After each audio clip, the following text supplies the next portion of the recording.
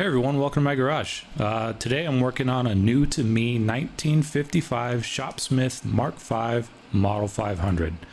This is like the Leatherman of woodworking tools. It can be a table saw, 12-inch disc sander, horizontal boring machine, which is basically a sideways drill press, a lathe, and a drill press.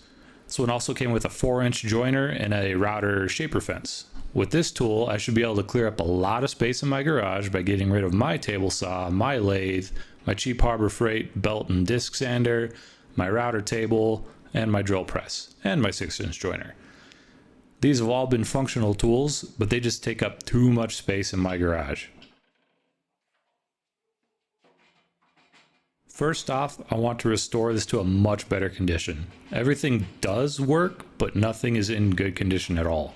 The speed control is really stiff, the bench and weigh tubes are rusty and crusty, the power plant is difficult to slide, all the steel is corroded, the extension and accessory slides are stiff, the paint is thrashed, the casters are garbage. For this video, I'm going to work on the base. Everything on here needs to be addressed.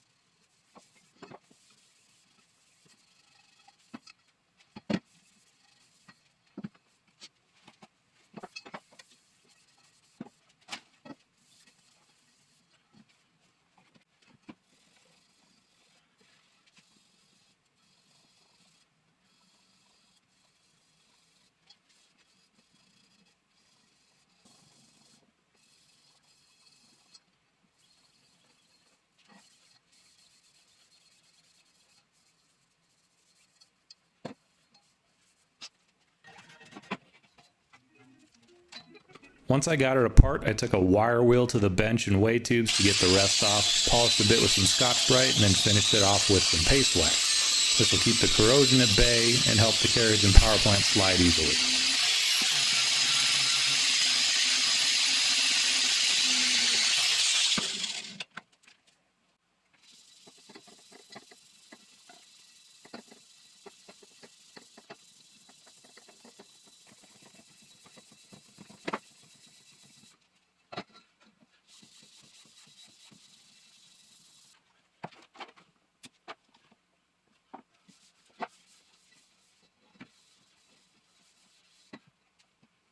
The base tube lock bars got the wire brush treatment as well, getting the 66 years of rust removed.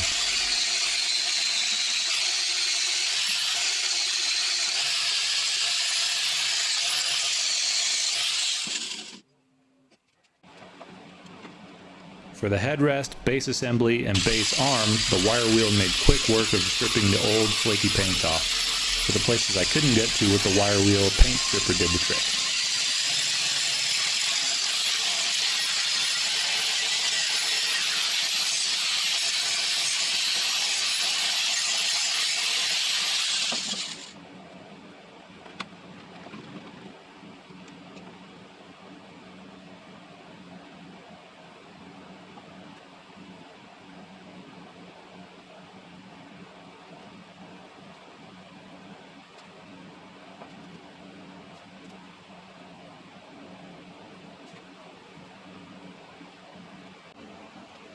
A little acetone cleanup before priming got the parts ready for paint.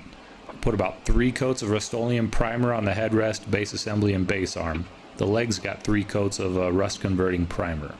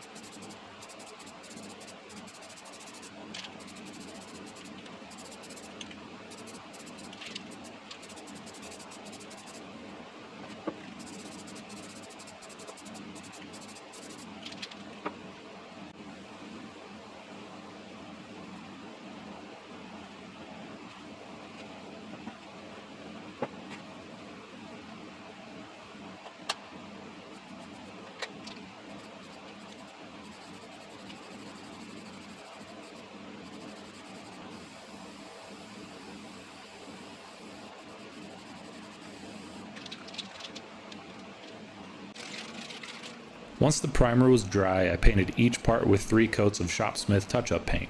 This is the original colors from 1955, which is still sold by Shopsmith. Here's the finished paint job. I think it looks pretty good.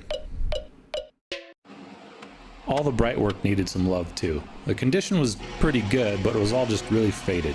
I took a wire wheel to get the dirt and grime off and then polished everything on the buffing wheels.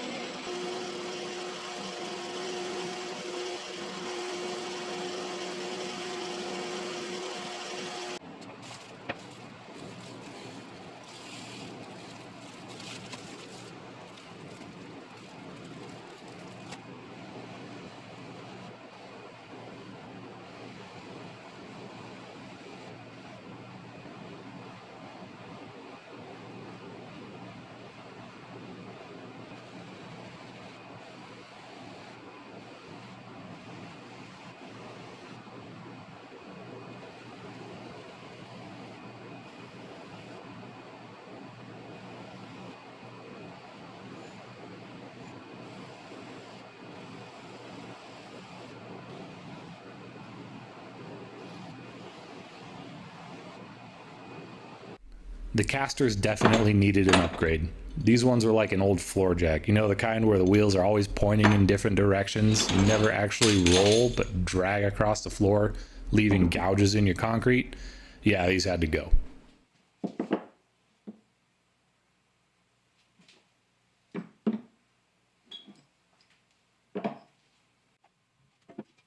Since these wheels are taller than the originals, new mounting holes needed to be drilled into the legs to accommodate them. The kit came with a drill guide and the world's dullest drill bit.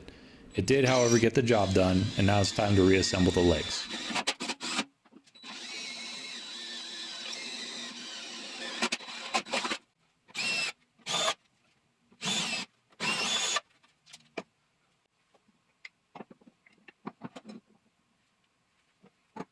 All the leg hardware got the same treatment as the other parts. New paint on the wheel brackets, polishing on the hardware.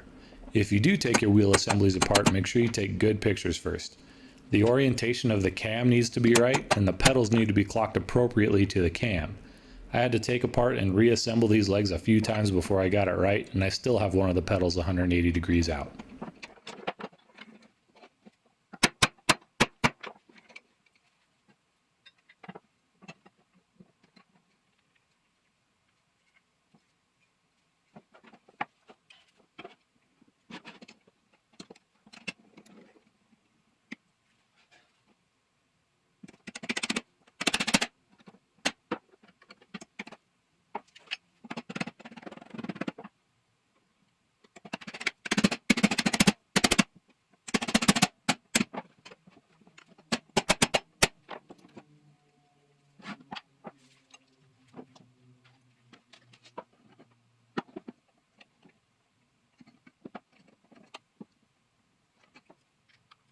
Once you've got them right, the new casters slip into the original retainers. You'll have to pinch down the brass captive ring first, then they go in pretty easily. Once you get your spring in place, slide the wheels in and lock it in with the clip. This was definitely a worthwhile upgrade. This thing slides around the floor like butter now.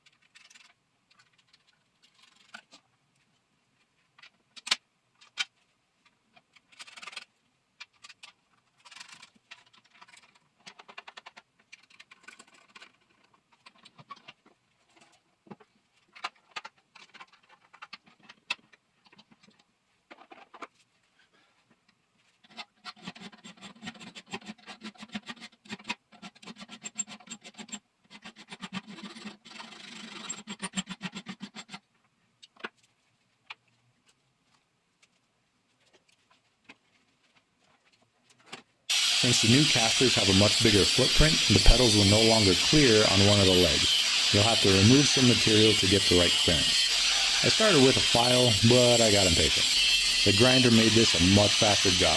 After I got the clearance right, I finished it up with a file to take off any sharp edges.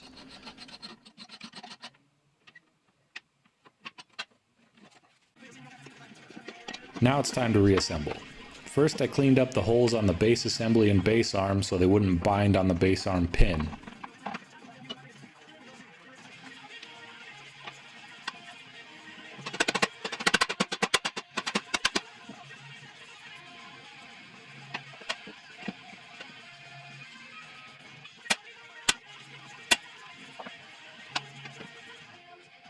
Line up the holes for the roll pin and drive it home.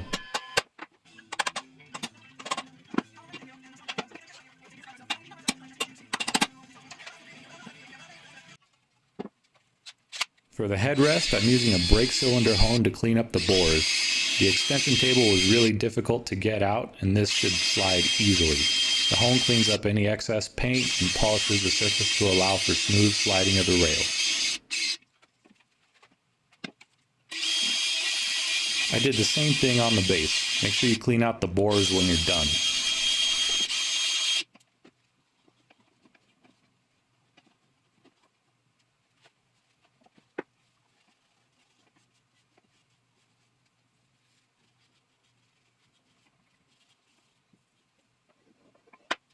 A little oil on the pivot points and this thing is moving perfectly.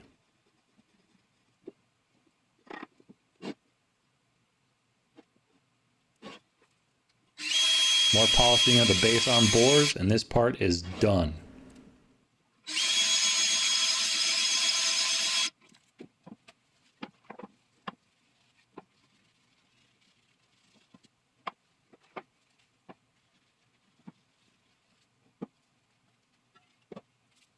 Now it's time to put it all together. The base tubes slide into the headrest and get locked down with a lock bar. I put the tubes in equal amounts to keep the alignment of the whole base correct, making sure they didn't go in far enough to obstruct the accessory holes.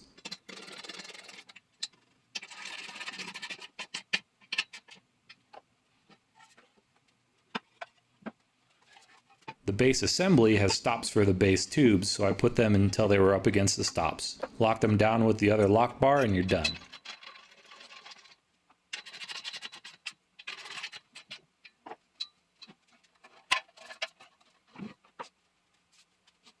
Now the rest is just all the reverse of taking it apart.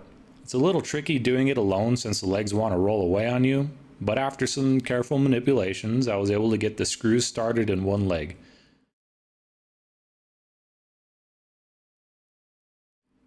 The other leg was easy after that.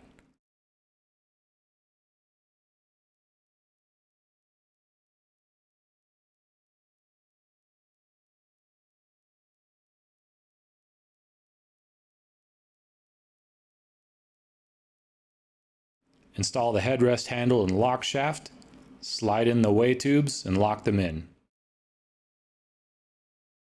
Install the way tube tie bar, accessory mount locks, and is together. After a little fine tuning of the way tubes, it sits right in place. Fine tune the headrest lock, make sure everything is tightened down, and the base is done. I'm so happy with how well this came out. It looks fantastic, and definitely looks 100% better than it did when I brought it home. Keep your eyes open for part 2 where I rebuild and refresh the power plant.